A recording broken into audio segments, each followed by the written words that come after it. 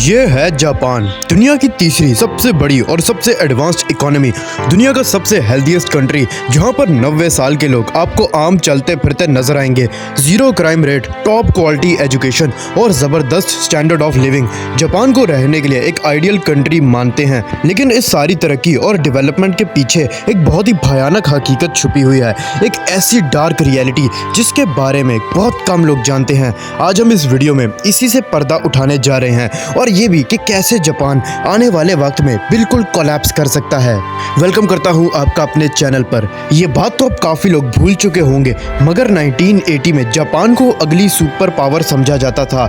उस वक्त आम ख्याल ये था कि जापान बहुत जल्द अमेरिका को रिप्लेस कर देगा और बिल्कुल उसी तरह पूरी दुनिया की इकोनॉमी को कंट्रोल करेगा जैसे आज चाइना कर रहा है। अमेरिका में तो जापान को लेकर काफी परेशानी भी पाई जाती थी, यहाँ तक कि इस पर पूरी मूवीज भी बन चुकी थी, जैसे कि डाई हार्ड, राइजिंग सन और ब्लेड रनर वगैरह, जिसमें दिखाया गया था कि कैसे जापानीज कॉरपोरेशंस पूरे अमेरिका को टेक ओवर कर लेंगे।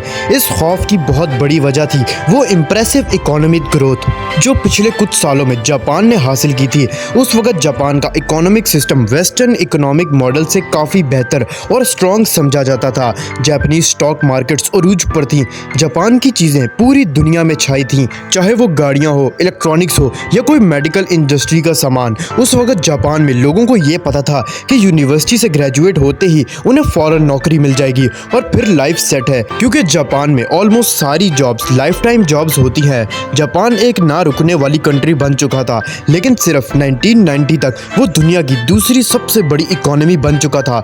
लेकिन फिर 1991 में कुछ ऐसा हुआ जो जापान का पूरा फ्यूचर बदलने जा रहा था। असल में 1990 से पहले जापान एक इकोनॉमिक बूम एक्सपीरियंस कर रहा था जो उससे पहले दुनिया के किसी कंट्री ने एक्सपीरियंस नहीं किया था। रियल एस्टेट ऊपर जा रही थी, स्टॉक मार्केट पीक पर थी, बैंक्स मुसलसल पैसा छाप रहे थे और लोन लेना इतना आसान था कि बैंक्स वाले आपसे ये पूछते ही नहीं थे कि आपको ये लोन किस वजह से चाहिए। लेकिन फिर एक दिन ये सारा गुब्बारा फट पड़ा।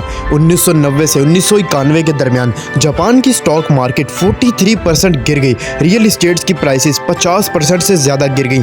लोन की अनलिमिटेड सप्लाई की वजह से बहुत से लोगों ने ऐसी कंपनीज और बिल्डिंग्स खड़ी कर रखी थी जो कई साल पहले ही बैंकरप्ट हो चुकी थी, मगर बैंक से लोन मिलने की वजह से वो कभी बंद ही नहीं की गई। जापान की मार्केट इस बुरी तरीके से गिरी कि अब कोई भी इसमें इन्वेस्ट नहीं करना चाहता था। जापान एक इकोनॉमिक टाइगर से सिक मैन ऑफ एशिया बन चुका था। लेकिन ऐसी ऊंच नीच तो इकोनॉमीज में आती रहती है, लेकिन जापान के साथ ऐसा क्या हुआ?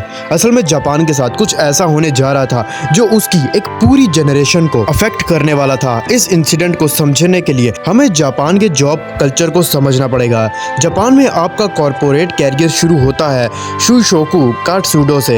ये एक जॉब हंटिंग प्रोसीजर होता है जिसे हर यूनिवर्सिटी ग्रेजुएट को गुजरना पड़ता है। सारी बड़ी कंपनी सिर्फ फ्रेश ग्रेजुएट्स को हायर करते हैं और हर कैंडिडेट को बहुत सारे इंटरव्यूज और स्क्रीनिंग प्रोसीजर से गुजारना पड़ता है। इस सख्त प्रोसीजर से गुजरने वाले को लाइफ टाइम जॉब मिलती है। बेसिकली जापान में आपको जिस कंपनी में जॉब मिल जाए फिर आप सारी जिंदगी उसे छोड़ नहीं सकते। ये कोई लॉ नहीं है, मगर कल्चर इतना स्ट्रॉन्ग बन चुका है कि जॉब स्विचिंग वाले को कोई नौकरी ही नहीं देता। इसका एक फ़ायदा तो ये होता है कि आपको जॉब सिक्योरिटी मिल जाती है, मतलब आपको इस चीज़ की टेंशन नहीं होती कि कल आपको काम से निकाल दिया जाएगा। मगर दूसरी ही तरफ जॉब मार्केट बहुत रिजिड होती है। आप सारी ज़िंदगी सिर्फ एक कंपनी के साथ गुजारते हो और वो कंपनी जो भी नए रूल्स इंट्रोड्यूस कराए आपको वो मानना ही पड़ता है। 1990s में हर दिन का यही प्रोसीजर था और ये आज तक चला आ रहा है। अगर आप ये इंटरव्यू प्रोसेस क्लियर ना कर सको तो समझ लो कि अब आपको कभी भी जॉब नहीं मिलेगी। ये एक ऐसा दरवाज़ा है जो पूरी लाइफ में स्टूडेंट्स के लिए सिर्फ एक बार खुलता है। 1990 के इकोनॉमिक क्राइसिस में सारी बड़ी कंपनीज ने जॉब हायरिंग बंद कर दी और अगले 13 सालों तक ये हायरिंग ऐसे ही बंद रही। इस पीरियड को जापान एम्प्लॉयमेंट आइस एज भी कहा जाता है।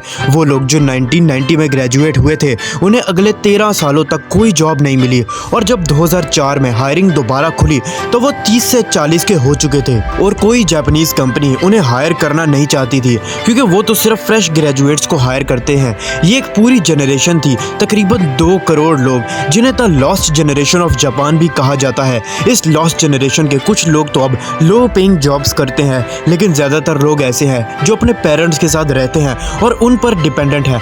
मतलब 30 से 40 के लाखों लोग जो आज भी अपने पेरेंट्स के पैसों पर गुजारा करते हैं। इनमें से कुछ लोग हीकी के नोरी हैं, मतलब ये वो लोग हैं जो इस अरसे में इतने ज्यादा डिसअपॉइंट हुए कि उन्होंने अपने आप को सोसाइटी से बिल्कुल कट ऑफ कर लिया। ये सारा दिन घर में रहते हैं, पेरेंट्स के पैसे पर गुजारा करते हैं, ना कोई काम करते हैं और ना ही किसी से कोई कांटेक्ट करते हैं। जापान की गवर्नमेंट अब इन्हें लेकर काफी कंसर्न है और किस तरह इनको अपने पैरों पर खड़ा कर सके, लेकिन फिलहाल इस सब जापानीज गवर्नमेंट को कुछ खास कामयाबी नहीं मिली और उसकी वजह है वो जॉब कल्चर जिसमें सिर्फ फ्रेश ग्रेजुएट्स को हायर किया जाता है और सारी जिंदगी वो उसी जॉब पर डिपेंडेंट रहते हैं।